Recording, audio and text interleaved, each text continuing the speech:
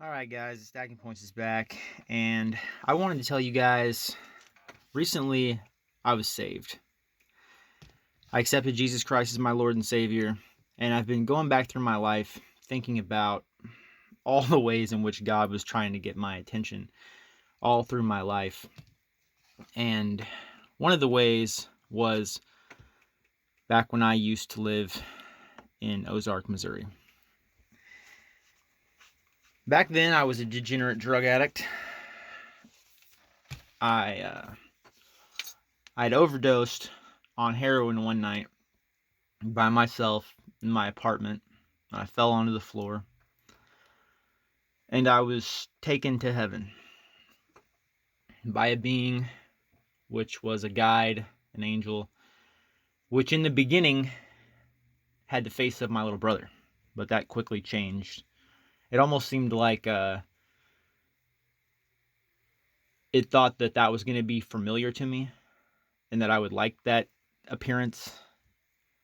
And when it realized that I didn't like that, it changed so I couldn't really see its face. And I was told by this being that I was going to be in heaven for 3 days and 3 nights. And the experience started out at what I was told was my father's house. Not my father like God, like father like my earthly father. And it was like a small house, and I was pointed to this PlayStation 1 that we used to have at my dad's house when he would come get us, which wasn't very often when I was a kid. But when we would go to his house, me and my little brother, he had this PlayStation 1 and it just came out. And I was pointed there, in my opinion, as a way for my guide to point me in that direction, like, okay, like, this is what you need to do. So I was playing games with my little brother, and as soon as I realized that that was what we were doing, we were playing games, the game station disappeared, and like we became the game, and we were playing this awesome Dragon Ball Z game. We were like flying through the air, and like it was the coolest thing. It's the coolest game ever. Okay, that's the only way I can describe it. And and as we're playing, like, my guide tells me that it's time to leave. And I wasn't very happy about that, so I resisted. I started trying to run, and I'm gonna try to describe this because it was very difficult. I started running, and I was like running in the clouds, and there was these little beings that were like running with me, and like the more I ran, the harder it got to run, like I was running in mud, and it seemed like the more stern all these little beings around me were. And finally it got to the point where I just couldn't go any further, and I turned around, and then everything turned back to sunshine and rainbows, so to speak. Like, everything was bright and happy again, and I was just running with them, and then all of a sudden everything opens up, and I'm looking down on what looks like a I don't know where you guys are from, but where I'm from, it looks like a price cutter, or like a neighborhood market, like a Dillon's, just a grocery store parking lot. And I'm seeing this lady, this middle-aged white woman in a minivan, speeding through this parking lot. And she crashes into, like, either it was another car, or it was a light post or something, but she crashed hard. Like, she hit it, and boom, she hit the windshield. And I'm looking at all this, I'm watching this happen, and I can see the second that she sees everything that's going on. Like, she can see everything that I'm seeing, and where I'm at, and she screams out, "Oh my God, this is heaven!" And for some reason, that was the funniest thing ever, because I just busted out laughing. I don't know why. I think it was like the look on her face or something, but like, her, and I think my spirit guide showed me this to show me that that's where we were, because up until that point, I really wasn't getting that we were in heaven. I just thought that I was having a dream. But this lady was immediately knew where she was, and I learned at that moment, after I stopped laughing, that that's where we were. And Then I got escorted to what looked like, it was like a mock of my high school. And then I'm seeing people come out of my high school, and I'm interacting with people. And what the interesting part was, these were people that I really wasn't even friends with. They were just classmates. Like, I barely knew some of these people. Some of them I didn't like at all. Like, I remember them from high school, and I remember not liking them at all. And all of a sudden something happened. It was like an alarm or something, and everybody like started scattering and ran from the high school. And then my spirit guide was like, all right, come on, it's time to go. And I resisted again. I'm like, no way. So I start running, and I go to jump the fence, and immediately there's like barbed wire all the way across the top of the fence. But I jump it anyway. Like, this guy was like just trying to stop me from doing this. And as soon as I jump the fence, I'm running up this road that is like a mix between like a waterfall and a regular paved road, like in the sense that the road had texture and you could walk on it, but the road was flowing, like it had life to it, and it was constantly changing.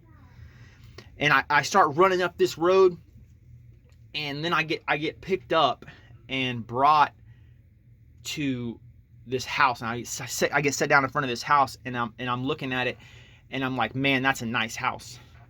And at this time, I'm a degenerate drug addict. Like, I'm a loser and a pathetic human being at this point. And I start thinking about what I can get that's inside of this house, because it looks like a nice house. And I'm thinking, man, I bet I can get quite a bit of money from inside of this house. So I go into the house, and I start robbing the place. I start destroying it. Like, this is a super nice house. I mean, everything in it is super nice. There's gold and silver everywhere. And I'm just busting stuff, grabbing, going through drawers, pulling out gold and silver necklaces and coins and all manner of valuable stuff. And somebody walks in through the front door, and it's this beautiful blonde lady. And at this time, I didn't know who this was. It was my wife. Like, at this time, like, I didn't know my wife. I was going out with this other person, and I didn't even know my wife yet. But now that I know my wife, I know that that was her. And she came in, and she grabbed my hand, and she said, why are you doing that? All that stuff belongs to you already.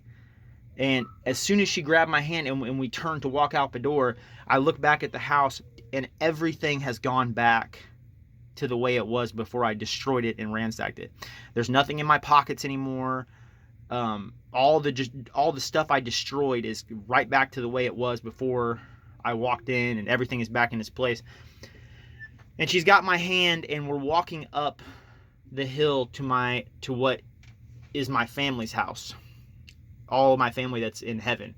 And we get up there, and I walk in through the front door, and I'm looking around at people, and I don't really recognize very many people. As a matter of fact, I think I recognize maybe one or two people, and I don't even really remember who they were. I just remember that I knew them, and a bunch of them I didn't even know. And they were like, you want to have fun? And I was like, yeah, I want to have fun. Of course I want to have fun. So they grabbed this vase, and I mean, this vase was just immaculate. This thing looked like on earth it would have costed $10,000. Like, it was a beautiful vase. And they just grabbed it, and they threw it, and it smashed against the wall. And then he grabbed another one, he threw it, and it went through the window. And as soon as they would do this, as soon as these things would explode in this satisfying explosion, and everything would go back to exactly the way it was before anybody broke anything. So they would have the satisfaction of breaking it, but it would just go immediately back to the way it was before anything was broken. Like, you cannot destroy things in heaven. Like, you can go and you can do anything, and everything will just reappear exactly the way it was right before you destroyed it. And so we're having all kinds of fun, just going crazy in this house, just in this mania of fun. And then my guide tells me that it's time to leave after all this happens. And at this point, I've stopped resisting him, because I realize that there's no amount of running, there's no amount of jumping, there's no amount of resisting that's gonna get me anywhere except where this being wants me to go. So I stop resisting and I walk with him to what I can only describe as a huge shopping mall. This thing looked like a massive mall, the biggest mall you've ever seen in your life, except everything. It had fountains and just all manner of beautiful things. Everything was bright white. And there were hundreds of people. It was the busiest mall you've ever seen in your life, except there were no stores. It looked exactly like a mall if you took out all the stores but left all the people. And there wasn't, everything was bright white, just beautiful, like white. And as soon as I walk in through the doors, I'm hearing this song that I love. And I can't remember now what it was, but I remember thinking, hey, that's one of my favorite songs. That's quite a coincidence. And the angel was like, no, that's not a coincidence. When you're here, whatever song you want to hear, it plays over the sound system, or like you can hear it, is my point. And I started thinking, no way, that's not real. And I was like, to test it, I was like, all right, let me think of this song. And I thought of it, and immediately it started playing, and I was like, oh my God, this is awesome. And I just was overwhelmed with this uncontainable joy. Like it was the coolest thing. I remember thinking that if this was the only cool thing that had ever happened to me in a lifetime of suffering, it would have made it worth it. That's how cool this was. And I remember thinking, I was like, how do you guys contain this? How do you guys deal with this amount of joy, this amount of excitement? And this guy just stopped from out of the crowd. This random guy just stopped, and he looked at me and he pointed at me. He's like, just be the best you, man. And that's when I just lost it. I was like, oh my God, this is by far the coolest thing that has ever happened to me, or that ever will happen to me. And so I'm walking through this place, and like after a while, after we're walking, I get told again that we gotta leave. And so I'm ushered into this other place, and there's this angel there.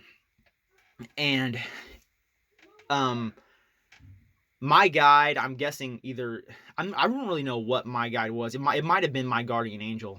I really don't know. Like, because at this point, I'm not religious at all. And like I said, this has been almost 12 years ago that all this happened. And now that I'm like evaluating all this, now I'm telling my story. But anyway, I'm sitting there in this room, and this angel is talking to my guide and talking to me, but I can't understand what it's saying. It's like it's talking in a different language or something. Like, I can understand pieces of it. Like, I heard a name of one of my old friends, which at the time he was alive, but now he's not. He died of an overdose. And they kept pointing at this book and saying something about the book, and which I now realize the angel was telling my guide his name is not in the book of life, and he's going to hell if he's dying right now. And that's when I heard, you got to go back. And I start falling down a portal that leads back to Earth, and I awaken to a phone call from the girl I was dating at the time, and that was my experience in heaven. I hope that some of you guys can get something from it. If you like this story, I'll come back and I'll tell you the experience I had with hell. It's not nearly as in depth because I've tried to repress a lot of it, but I'll tell you what I remember of it if you guys want to hear it. Thank you for listening to my story, and have a blessed day.